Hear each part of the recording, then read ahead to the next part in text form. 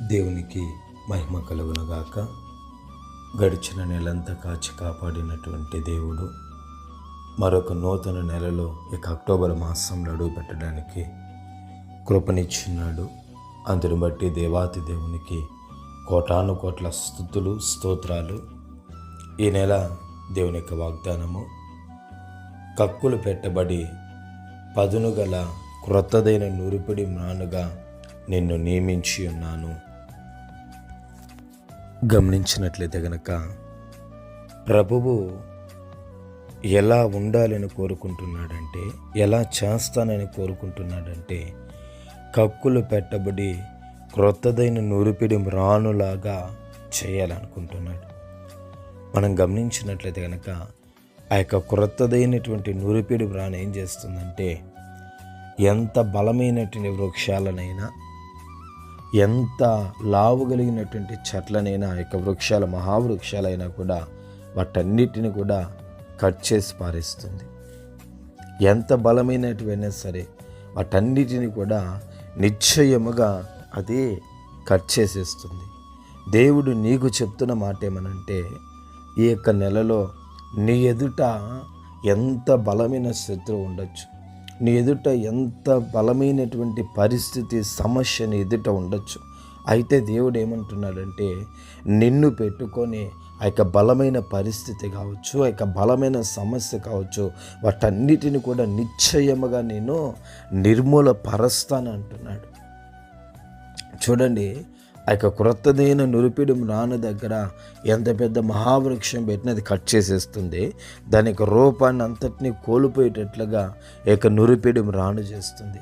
అదే ప్రకారంగా నీ ఎదుట ఉన్నటువంటి ఎంత పెద్ద సమస్య అయినా యేసు అధికారము కలిగినటువంటి నామంలో నిశ్చయముగా నువ్వు లయపరిచేటట్లుగా దేవుడు నీకు కృపను అనుగ్రహించబోతున్నాడు. దేవుడు నీకు బలమును శక్తిని అనుగ్రహించబోతున్నాడు. గమనించండి ప్రేమైన దేవుని జనాంగమా, జెరుబ్బాబెలు గొప్ప పర్వతం ఎదుట నిలబడుకుది ఏ పాటిది, అది చదును భూమిగా అవునుగా కన్నప్పుడు అది చదును భూమిగా మారిపోలేదా? చూడండి, దావీదు కంటే గొలియాతు ఎన్నో రెట్లు పెద్దవాడు.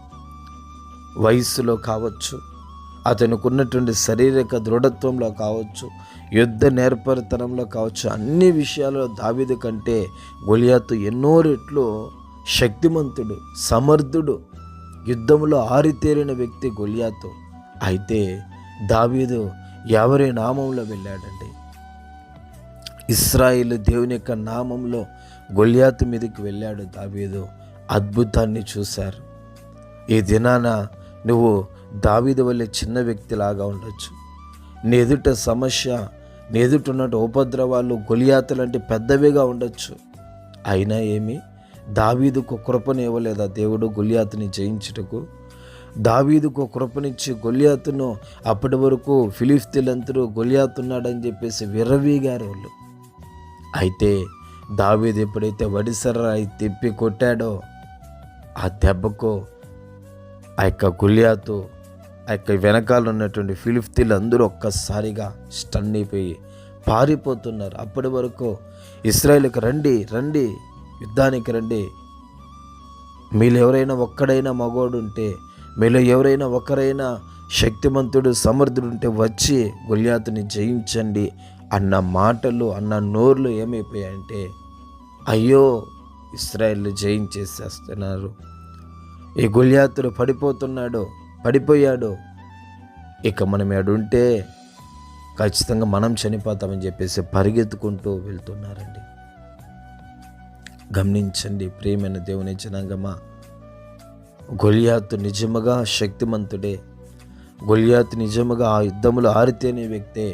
అయితే నీవు ఆరాధిస్తున్న దేవుడు ఆ గొలియాతును సృష్టించినటువంటి దేవుడు. నీవు ఆరాధిస్తున్న దేవుడు ఆ యొక్క గొలియాతు యొక్క బలాన్ని పడగొట్టగలిగినటువంటి దేవుడు. నీవు ఆరాధిస్తున్న దేవుడు ఆ యొక్క గొలియాతు యొక్క ఉన్నటువంటి శక్తిని, సామర్థ్యం అంతటిని కూడా ఒక్క సెకండ్లో సైతం నిర్మూలన చేయడానికి శక్తి, సమర్థత కలిగినటువంటి దేవుడు. అంత మాత్రమే కాకుండా నీవు ఆరాధిస్తున్నటువంటి దేవుడు యుద్ధ శూరుడు. నీవు ఆరాధిస్తున్న దేవుడు సైన్యములకు అధిపతికి యెహోవా అని ఆయనకు పేరు. కాబట్టి నీ శత్రువు నీ ముందర ఎంత బలంగా ఉన్నాడని చూడొద్దు, నీ సమస్య ఎంతో గొప్పదని చూడొద్దు.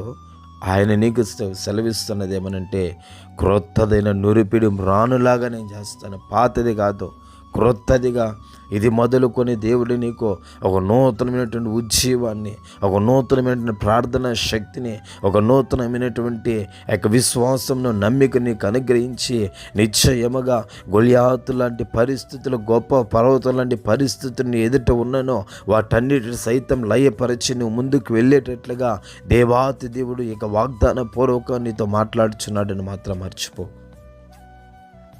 వాగ్దాన పూర్వకమైనటువంటి సందేశం ద్వారా నేను బలపరుస్తున్నాడని మాత్రం మర్చిపోవద్దు. నీతోనే మాట్లాడుతున్నాడని మాత్రం మర్చిపోవద్దు. గమనించండి ప్రియమైన దేవుని జనాంగమా, నిశ్చయముగా ఆ దినాలలో దావీదుకు కృపనిచ్చిన దేవుడు, జెరుబ్బాబెలుకు కృపనిచ్చి గొప్ప పర్వతం విషయంలో, గొలియాతు విషయంలో అన్ని కార్యాలను జరిగించినటువంటి దేవుడు ఇశ్రాయేలులకు గొప్ప కృపనిచ్చాడు. కాబట్టి ఆ ఎర్ర సముద్రాన్ని వారు దాటగలిగారు, యోర్దాను నదిని దాటగలిగారు, ఎరికో గోడలు జయించగలిగారు. అనేక మంది రాజులను జయించుకుంటూ వారి రాజ్యాలను స్వాధీనపరచుకోవడానికి కారణం వారి ముందు నడుచుచున్న దేవుడు యుద్ధశూరుడుగా ఉన్నాడు. కాబట్టి ఇశ్రాయేలీల కంటే ఎంతోమంది రాజులు బలవంతులు అక్కడ ఉన్నారు. అయినను కూడా దేవుని యొక్క మహాకృపను బట్టి, ఆయన యుద్ధశూరుడు కాబట్టి, యుద్ధ నేర్పరి కాబట్టి ఆ ఇశ్రాయేలీల కంటే బలవంతులైనటువంటి రాజులు అందరి చేతుల నుంచి కూడా ఇశ్రాయేలును తప్పించడం మాత్రమే కాదు, ఇశ్రాయేలీల చేతుల నుంచి వారందరికీ అపజయాన్ని దేవుడు అనుగ్రహించాడు.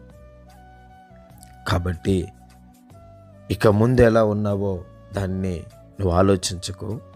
ఇది మొదలుకొని ఎలా ఉన్నావో, ఏం చేయాలో అది మాత్రం ఆలోచించు. నిశ్చయముగా దేవుని యొక్క మహాకృపను బట్టి ఆయన చెప్పినటువంటి వాగ్దానపూర్వకముగా నీతో మాట్లాడుతున్న మాటను నిశ్చయముగా నీ జీవితంలో నెరవేర్చబడగాక. ఇది మొదలుకొని ప్రభువా, నేను క్రొత్తదైన నురిపిడి మ్రానుగా నువ్వు చేస్తానన్నావు కదా, నన్ను అలాగా చేసి నా ఎదుట ఉన్నటువంటి శత్రువులందరినీ కూడా నిశ్చయముగా లయపరచండి ప్రభు అని అడుగు. దేవుడు నీ జీవితంలో గొప్ప కార్యాన్ని చేస్తాడు. కళ్ళు మూసుకుని మనం ప్రార్థించుకుందాం. సర్వశక్తిమంతుడా, ప్రేమ కలిగిన నా తండ్రి, నీకు స్తోత్రాలు నాయన. క్రొత్తదైన నురిపిడి మ్రానుగా చేస్తానన్నావు. ఆ నురిపిడి మ్రానుగా దేవా చేసి అనేకమైన శత్రువులను లయపరుస్తానని చెప్పి ఉండగా నిశ్చయముగా మీరు అలాగా కార్యాలను జరిగించండి. ఒక్కొక్క బిడ్డను అటువల్లే మీరు దయతో బలపరచండి, ధైర్యపరచండి, నిలవబెట్టండి. మీ నామానికి మహిమ తెచ్చుకోనండి. సమస్త స్తుతి, మహిమ, ఘనత, ప్రభావాలు మీకు మాత్రమే ఆరోపిస్తూ మమ్ములను మేము తగ్గించుకుంటూ మీ నామమును మాత్రమే హెచ్చిస్తూ యేసు నామంలో అడిగి పొందుకొని ఉన్నాము పవిత్ర తండ్రి. ఆమేన్, ఆమేన్.